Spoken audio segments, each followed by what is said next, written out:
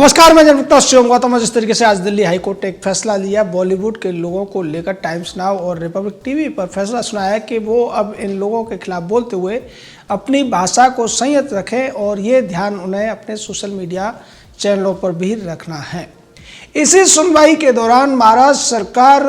जो कह रही है उससे उलट बोला कपिल सिब्बल के बेटे अखिल सिब्बल ने,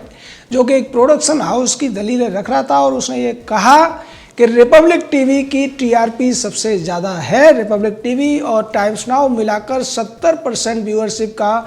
एक होल्ड रखते हैं और इसीलिए ऐसे चैनलों द्वारा अगर इस तरीके से मीडिया चैनल जो मीडिया हाउसेस हैं, प्रोडक्शन हाउसेस हैं, उनके खिलाफ गलत बातें बोली जाएंगी तो निश्चित तौर पर उनको बहुत ज़्यादा नुकसान उठाना पड़ेगा। इसलिए इन चैनलों पर रोक लगाई जानी चाहिए। बाद में हाई कोर्ट ने ये भी बात मान ली और उस बात को लेकर फैसला दिया कि रिपब्लिक टीवी और टाइम्स नाउ अब इस मामले में संयम बरतेंगे।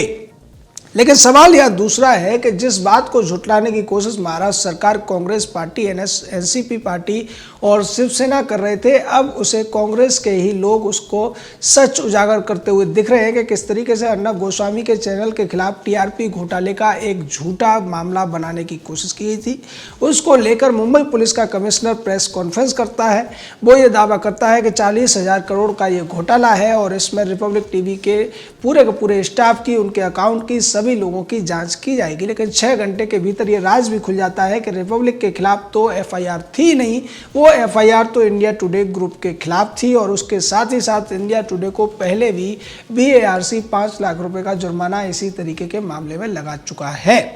तो यहाँ पर सब सच सबके सामने आ गया था और ये पता चल गया था कि महाराष्ट्र सरकार इस पूरे ड्रामे को खेल रही है। बाद में कई और चीज़ें सामने आई, लेकिन इस सब के बीच में जब हंसा रिसर्च ने हाई कोर्ट में एक याचिका लगाई और याचिका लगाकर ये कहा कि उसके ऊपर दबाव डाला जा रहा है कि वो रिपब्लिक टीवी और अर्नब गोस्वामी का नाम लेकर झूठ बोले कि उन लोगों ने उसे पैसे दिए हैं अपनी टीआरपी बढ़वाने के लिए, तब फिर हाई कोर्ट में भी इस बात का खुलासा हुआ कि किस तरीके से हंसा रिसर्च के लोगों को धमकाने की कोशिश की जा रही है, उनको प्रताड़ित करने की कोशिश की जा रही है और उनसे ये कहा जा रहा है कि अर्नब गोस्वामी ने परमवीर सिंह की प्रेस कॉन्फ्रेंस के 6 घंटे के बाद जिस तरीके से एक रिपोर्ट का हवाला दिया था उसको हंसा के कर्मचारी झुटला दें और ये कह दें कि वो रिपोर्ट हमारी नहीं थी, अर्नब गोस्वामी ने जो दावे किए थे वो गलत थे। इसको लेकर हंसा की तरफ से उसके डायरेक्टर्स और जनरल मैनेजर सभी ने ये कहा कि हम इस तरीके से नहीं कह सकते हैं क्योंकि हमें नहीं पता कौन सी रिपोर्ट अर्नब गोस्वामी ने ली है और चूंकि वो रिपोर्ट इंटरनेट पर पहले से थी तो उन्होंने जिस रिपोर्ट का हवाला दिया है हम उसको झुटला नहीं सकते हैं। इसी बात से मुंबई पुलिस नाराज होती है और हंसा के जो बड़े बड़े अधिकारी हैं उनको 8-8, 10 घंटे पुलिस स्टेशन में बिठाया जाता है। लेकिन हाई कोर्ट इस मामले में पुलिस को डांटने की बजाय, पुलिस को कोई सख्त निर्देश देने की बजाय सिर्फ इतना कहता है कि वो हंसा के कर्मचारियों को इस तरीके से नहीं सता सकते हैं। उनसे अगर बातचीत करनी है, पूछताछ करनी है तो उन्हें हफ्ते में 2 बार बुलाया जा सकता है और आसानी से पूछताछ की जा सकती है। यह सवाल ये उठता है कि एक तरफ मुंबई पुलिस का कमिश्नर है जिसके ऊपर सुप्रीम कोर्ट संज्ञान ले चुका है, हाई कोर्ट खुद संज्ञान ले चुका है, लेकिन उसके खिलाफ बार बार इस तरीके के सबूत सामने आने के बावजूद हाई कोर्ट अगर उसके खिलाफ कोई सख्त टिप्पणी नहीं करता है, सख्त निर्देश नहीं देता है तो जनता जाए तो जाए कहां। चूंकि पहले से ही परमवीर सिंह के ऊपर तमाम आरोप लगते रहे हैं, जिस तरीके से इंडिया बुल्स में उसकी पत्नी को डायरेक्टर बनाया गया था, उसके अलावा भी जो सिंचाई घोटाले में और जो दूसरा जो बैंक घोटाला था जिसमें अजीत पवार को क्लीन चिट दी गई थी, उसमें भी जांच का जिम्मा परमवीर सिंह के ही ऊपर था। परमवीर सिंह के ऊपर जब मुंबई में ताज होटल पर हमले हुए थे, तत्कालीन जो कमिश्नर थे उन्होंने भी सवाल उठाया था और ये कहा था कि एटीएस के अधिकारी ने अपनी जिम्मेदारी सही तरीके से नहीं निभाई थी, जिसकी वजह से इतनी ज़्यादा जानें गईं। ऐसी स्थिति में जिस व्यक्ति के खिलाफ उसका सीनियर अधिकारी इस तरीके की टिप्पणी कर चुका हो, ऐसे व्यक्ति को महाराष्ट्र पुलिस का जो पूरा का पूरा संरक्षण मिलता है और बाद में उसको महाराष्ट्र सरकार मुंबई का कमिश्नर भी बना देती है। इसको लेकर तमाम सवाल उठे थे और उन्हीं सवालों के दौरान एक सवाल यह भी था कि इसी परमवीर सिंह ने सचिन बाजे नाम के उस व्यक्ति को, जिसके ऊपर के आरोप सिद्ध हो चुके थे हिरासत में हत्या के, उस व्यक्ति को 16 साल बाद दोबारा से बहाल कर दिया था। अब ये सवाल उठता है कि क्या इस तरीके की हरकतें करने वाला व्यक्ति एक बड़े पद पर रहने लायक है, जिसके खिलाफ सुप्रीम कोर्ट भी टिप्पणी कर रहा है, जिसके खिलाफ हाई कोर्ट भी टिप्पणी कर रहा है और बार बार टिप्पणी कर रहा है, उसके बावजूद वो व्यक्ति एक विशेष चैनल को, विशेष व्यक्ति को निशाना बना रहा है और उस निशाना बनाने के लिए वो झूठ का भी सहारा ले रहा है, जिस झूठ का पर्दाफाश बार बार कोर्ट में भी हो रहा है और बाहर भी हो रहा है। लेकिन जो लोग उसके झूठ के आड़े आ रहे हैं, जो लोग उसके झूठ की पोल खोल रहे हैं, उन सभी लोगों को भी निशाना बनाने की कोशिश की जा रही है। अब जो हाई कोर्ट में कहा गया है कि रिपब्लिक टीवी की जो टीआरपी है वो सबसे ज़्यादा है, उसको महाराष्ट्र सरकार कैसे झुटलाएगी, महाराष्ट्र सरकार कैसे अब उससे कन्नी काटेगी, क्योंकि ये जो बात कही है कपिल सिब्बल, जो कि कांग्रेस का कानून मंत्री रह चुका है, बड़ा नेता है और महाराष्ट्र सरकार का कई केसेस में वकील रह चुका है। कपिल सिब्बल के बेटे अखिल सिब्बल ने जिस तरीके से कोर्ट में ऑन रिकॉर्ड ये बात स्वीकार की है कि रिपब्लिक टीवी के पास बहुत ज़्यादा व्यूअरशिप है, ये सीधे तौर पर महाराष्ट्र सरकार के उस दावे की पोल खोलती है जो ये कहती है कि रिपब्लिक टीवी अपनी टीआरपी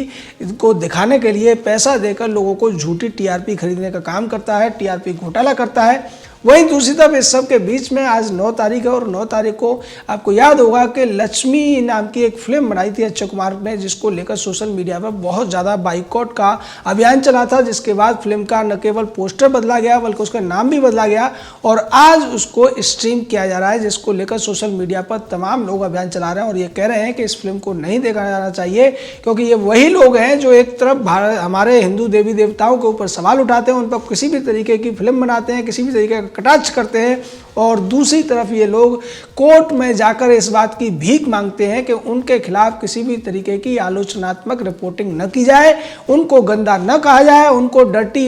या नशेड़ी न कहा जाए। ये किस तरीके का दोगलापन है। लेकिन सवाल यहाँ ये भी है कि आज ही के दिन इनके पक्ष में हाई कोर्ट ये कह देता है कि ठीक है, 2 चैनल आपके खिलाफ इस तरीके की रिपोर्टिंग नहीं करेंगे, लेकिन वहीं दूसरी तरफ सवाल उठता है कि इन लोगों पर लगाम कौन लगाएगा। क्या इन लोगों को अभिव्यक्ति की आज़ादी के नाम पर छूट दी जाती रहेगी और दूसरे लोग अगर समाचार चैनलों के माध्यम से या दूसरे सोशल मीडिया माध्यम से इन लोगों के ऊपर सवाल उठाएंगे, इनकी हकीकत बयान करेंगे, इनकी हकीकत बयान करने वाले शब्दों का इस्तेमाल करेंगे, उन पर रोक लगाई जाएगी। निश्चित तौर पर यह उचित नहीं है और इससे पहले ये लोग जब जिस तरीके से इकट्ठा होकर, चाहे शाहरुख खान हो, आमिर खान हो, अजय देवगन हो, अक्षय कुमार हो, सलमान खान हो, जावेद अख्तर हो या फरहान अख्तर हो, ये जो तमाम करण जौहर जैसे लोग पहुंचे थे हाई कोर्ट के अंदर और इन्होंने ये गुहार लगाई थी कि इनके खिलाफ इस तरीके की भाषा इस्तेमाल न की जाए, इनको ज़्यादा बेइज्जत न किया जाए, क्योंकि ये देश को बहुत बड़ा पैसा कमा कर देते हैं, बहुत बड़ा टैक्स देते हैं और इनकी फिल्मों में काम करने से बहुत से लोगों को रोजगार मिलता है, इसलिए इन्हें इस तरीके से टिप्पणी करके अपमानित न किया जाए। एक तरफ ये अपने ऊपर होने वाले सवालों से अपमानित होते हैं, अपने खिलाफ अगर कोई इन्हें नशेड़ी बोलता है, गंदा बोलता है या इनका जो शब्द उचित तौर पर इस्तेमाल होना चाहिए वो कर देता है, दोगला बोलता है, तब इन्हें अपनी बेइज्जती महसूस होती है। लेकिन ये लोग जिस तरीके से 50 साल से भारतीय संस्कृति को चोट पहुंचाते हुए आ रहे हैं, भारतीय देवी देवताओं के ऊपर जिस तरीके की नकारात्मक टिप्पणियां करते हैं, उनका मजाक उड़ाया जाता है, साथ ही साथ समाज का मजाक उड़ाया जाता है। ज़्यादातर फिल्मों में देखने को मिलता है कि जो पंडित नाम का व्यक्ति होता है वो या तो कुटिल होता है या फिर उसको बहुत ज़्यादा भिखारी जैसा दिखाने की कोशिश की जाती है। दूसरी तरफ इसी तरीके से ठाकुरों को जालिम दिखाया जाता है या फिर जो वैश्य समुदाय के लोग होते हैं, बनिया समुदाय के लोग होते हैं, उनको कपटी और एक तरीके से भ्रष्टाचारी दिखाने की कोशिश की जाती है। पुलिस का भी चित्रण इसी तरीके से किया जाता है। ये सीधे तौर पर किसी भी तरीके की व्यक्ति की आज़ादी नहीं है और न ये लोग ऐसा दिखाते समय अपने नीचे ये चलाते हैं कि ये जो है केवल और केवल फिल्म के लिए है, हम किसी कम्युनिटी पर कोई आक्षेप नहीं लगा रहे हैं, लेकिन ऐसा नहीं करते। लेकिन जब इनके ऊपर बात आती है तो ये हाई कोर्ट की शरण में पहुंच जाते हैं और हाई कोर्ट से गुहार लगाते हैं कि हमें बचाइए। लेकिन आज देश की जनता इतनी ज़्यादा जागरूक हो चुकी है, आज जनता केवल अखबारों और टीवी चैनलों तक सीमित नहीं रह गई है, वो सोशल मीडिया के माध्यम से अपनी राय व्यक्त करती है, अपनी राय को दिखाती है, अपनी राय के साथ साथ अपना गुस्सा भी दिखाती है और उसे क्या चाहिए क्या नहीं चाहिए ये भी सीधे तौर पर वो इन लोगों तक कन्वे करती है। और यही वजह है के तमाम कोशिशों के बावजूद अक्षय कुमार को अपनी फिल्म का टाइटल भी बदलना पड़ा था, पोस्टर भी बदलना पड़ा था। लेकिन आज जिस तरीके से जनता का गुस्सा है वो सिर्फ इतने पर रुकने वाली नहीं है। जनता की मांग ये है कि अगर इन लोगों को अपनी इज्जत बचाने का, अपना नाम बदनाम ना हो, ऐसा करने का अधिकार है तो निश्चित तौर पर जनता को, भारतीय संस्कृति को, भारतीय अस्मिता को, सनातनी परंपरा को भी ये अधिकार है कि उसके ऊपर कोई इस तरीके से आक्षेप न करे। जैसे ये लोग दूसरे मजहब या दूसरे रिलीजन का सम्मान करते हैं उसके खिलाफ कुछ भी बोलने से डरते हैं, क्योंकि कई मजहब वाले लोग तो इतने कट्टर होते हैं कि अगर उन्होंने कुछ भी उनके खिलाफ किया तो फिर इनकी खैर नहीं है। तो उसी तरीके से इन्हें हिंदू धर्म का, भारतीय संस्कृति का, भारतीय सनातनी परंपराओं का भी ख्याल रखना चाहिए। और जिस तरीके से चाहे पद्मावती जैसी फिल्म ये बनाते हैं और जिस तरीके से पीके फिल्म बनी थी या फिर जैसे दूसरी अन्य फिल्में आती रहती हैं, उन सभी में जिस तरीके से भारतीय जो संस्कृति है उसका मजाक उड़ाने की कोशिश की जाती है, न केवल नाम के माध्यम से फिल्मों में जिस तरीके से हिंदू पौराणिक देवी देवताओं के नामों का गलत तौर पर इस्तेमाल किया जाता है, उनको गलत तरीके से पेश किया जाता है, उनके माध्यम से ये अपनी जो कुंठा है उसको दिखाने की कोशिश करते हैं। और इस सब की वजह यह है कि ज़्यादातर जो बॉलीवुड के बड़े बड़े फिल्मी प्रोडक्शन हाउसेज हैं उनमें वामपंथियों का, कामपंथियों का और कांग्रेसियों का कब्जा है। ये कांगी वामी और कामपंथी जो हैं ये देश की जो